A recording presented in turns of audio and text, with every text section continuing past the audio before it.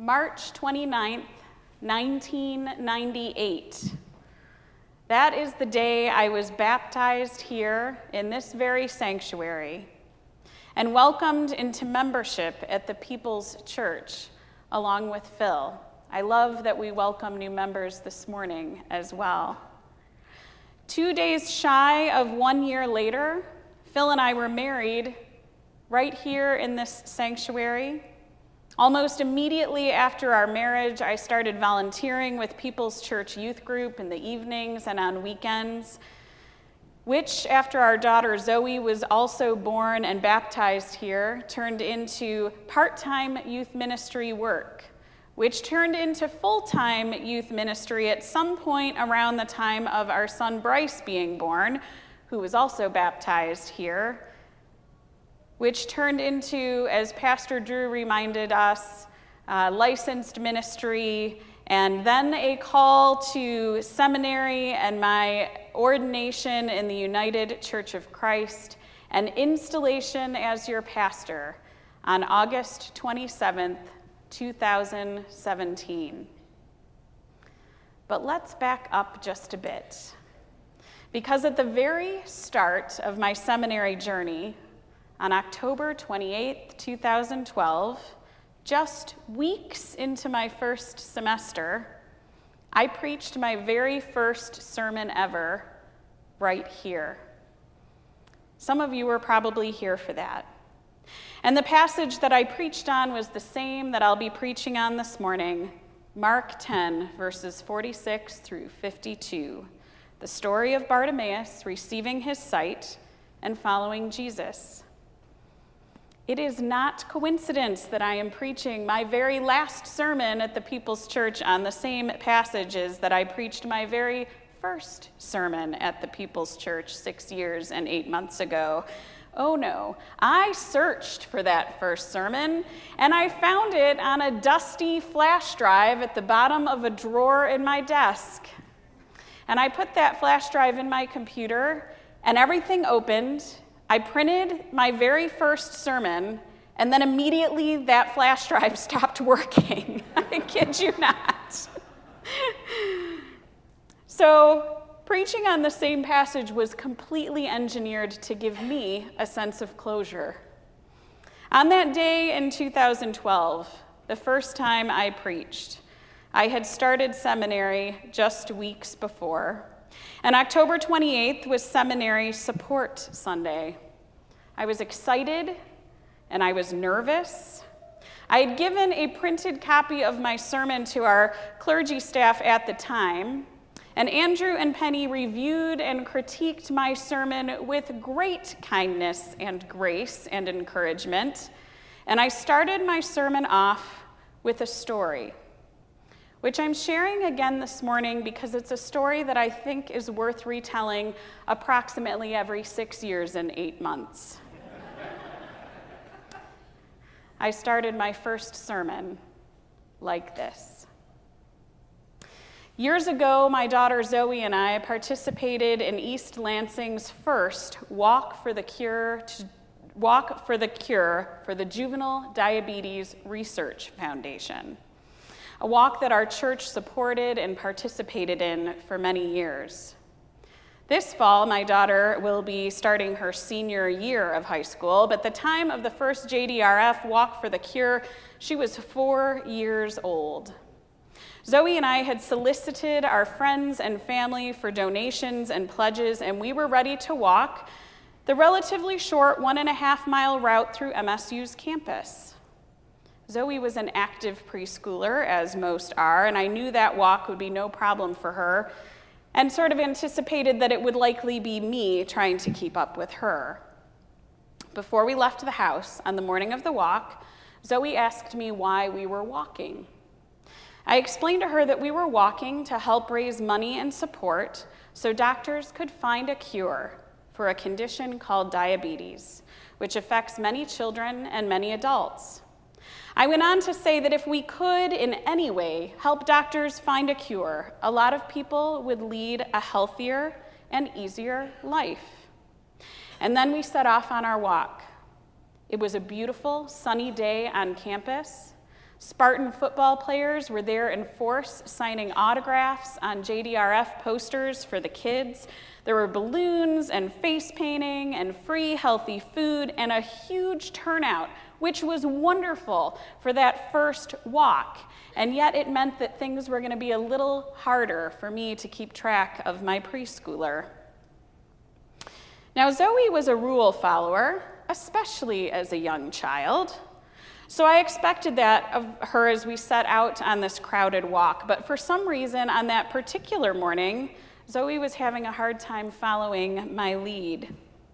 She was ignoring my pleading to stay close on the route, and she was wandering. She wandered off the sidewalk, she wandered around trees, she wandered down to the banks of the Red Cedar, and no matter how I reasoned with her or pleaded with her or tried to bribe her and begged her to stay close, Zoe kept drifting off the path. By the time we arrived home after the walk, Zoe and I were both exhausted. Zoe was tired because instead of 1.5 miles, I think she walked about 5. And I was tired just from trying to keep track of her. So we walked in the house exhausted. Zoe flopped immediately down on the couch, and Phil asked, "How was the walk?"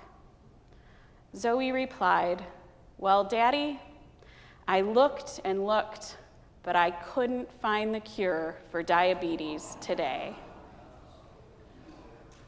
A story worth telling every 6.5 years or so. And then it all made sense. Zoe asked why we were walking. I explained we were walking to find the cure. It is an inclination of mine to enter into story, putting myself in the shoes of the characters involved in the story, imagining what they may be feeling or trying to deduce why they behave the way they do. It's why I'm a fan of the narrative lectionary, which draws heavily on passages of Scripture which are descriptive rather than prescriptive, and they invite us into the continuing story of Scripture. 6.5 years ago, when I first preached on the Mark passage and first used the story of Zoe at the Walk to Cure Diabetes, I entered into the story as Bartimaeus.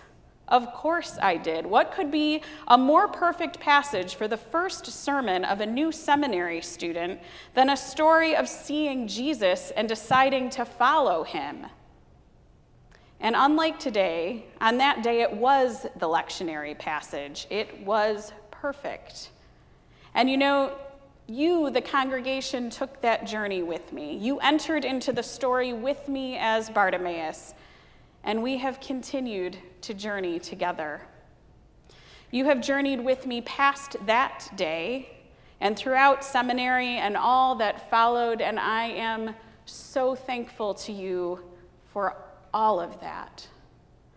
I am thankful for this place and for the Spirit that is present here. I am thankful that over the years we have entered into many stories of Scripture together. But my friends, today is a much different occasion than my very first sermon during my first semester of seminary. It's a different occasion thanks to you and thanks to our faithful God. We have grown together. Whether we have known each other for 20 years or for 20 days or for some amount of time in between, by being here, you are part of the life and ministry of the People's Church. And I am part of the life and ministry of the People's Church. And we have been part of the story together. And today, as we enter into the story, I recognize that we are still entering in together, but not as Bartimaeus. We're the crowd. We are not the ones searching for something in spite of not seeing it or knowing what it looks like, as Zoe was on the day of the diabetes walk all those years ago. And we're not struggling to be recognized and heard as Bartimaeus is in the story. We're the crowd. We're comfortably following Jesus when we are unexpectedly disrupted. We are going about our business of following Jesus, just like the crowd in the Mark passage when something unexpected happens and causes a disruption. In the scripture, that disruption is the blind beggar who makes his presence known by shouting, "Jesus, Son of David, have mercy on me." In the life of the People's Church, that disruption is transition. Transitions all over the place, particularly with the clergy staff. Except Drew, stay strong. As Case prepares to go as your interim, as I am going today as your associate, as we prepare for new great things with the candidate. In my ministry, the disruption is answering a new call to a new congregation and a new role. In the Mark passage, the crowd first responds to the disruption by ordering Bartimaeus to be quiet, thinking perhaps that the disruption could be ignored. It might be our instinct too. In the face of transition, in the face of the unknown, we might try to stifle the change. We may be afraid of it. We may revert to fight, flight, or freeze. And I have heard many of you express sadness as well. The overwhelming mantra of many of you to me is the kind, gracious, and beautiful phrase, "We are happy for you, but sad for us, and I hear you, and I thank you." The crowd in our passage thinks it knows what it looks like to follow Jesus, but they're surprised by an outsider. We are about to be surprised too. Most of you have heard me preach before, and you know that usually when I'm asking you to open your hearts to an outsider, I'm asking you to remember that while you keep your hearts open to God, to also keep them open to the plight and the voices of the oppressed, the marginalized, and the silenced. How many times have you heard me preach that phrase? The oppressed, the marginalized, and the silenced. Please keep doing that. But today I'm asking you to keep your hearts open to a different outsider. The unknown, the next thing, the amazing possibility of what is to come. The disruption we didn't even know we needed. I know I have had to do that. It's how I've been able to say yes to God calling me to a new church and inviting me to the next chapter, even if it feels unknown, even if it feels a bit scary and a little bit uncomfortable. In our scripture, the crowd goes from shushing and scolding the disruptor, the beggar, to hearing Christ's words, "Bring him to me." In the midst of the crowd, in the midst of the disruption. And the crowd's response then is to say to Bartimaeus, "Cheer up, on your feet, he's calling you." And that phrase makes all the difference. It makes the disruption not something to be ignored or feared or saddened by, but to be embraced. And because of Christ's presence and because of the crowd's change of heart, faith is shared and the journey continues. Dear ones, we are on a journey and it does not end today. It has been disrupted. As I leave as your associate pastor and answer a call to Hazlitt Community Church, United Church of Christ, and as you receive the wonderful and perfectly timed news that the candidate for your next senior pastor has been identified by the Senior Pastor Search Committee and voted for unanimously and joyfully by your Council of Elders. The last time I preached on Mark 10, 46 through 52, 6.5 years ago, I finished by saying, while not always easy, Jesus has led me on an amazing journey already, and yet I feel it has only just begun. All these years of learning and growing in faith alongside you, I still believe that. But the journey isn't just mine, it's yours too.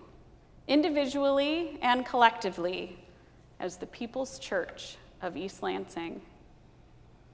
I cannot say thank you enough for all the ways you have blessed me and my family and my ministry over the years.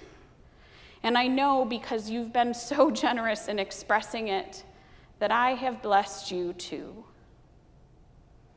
Transitions are healthy for all of us. Not easy, healthy.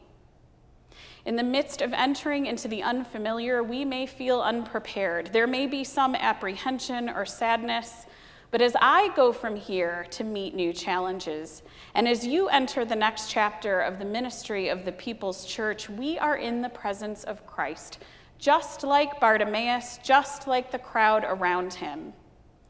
Let us know that while we may be looking ahead from different vantage points, we are looking in the same direction, toward our triune God of grace, known to us in Jesus Christ. We may not be continuing on our respective journeys right beside each other, but we're still part of the same crowd, together wanting what is best for the collective whole body of faith. And we can recognize together the necessity of disruption, the new perspectives that new challenges can bring. And we can say to one another with confidence, cheer up, on your feet. He's calling you. Amen.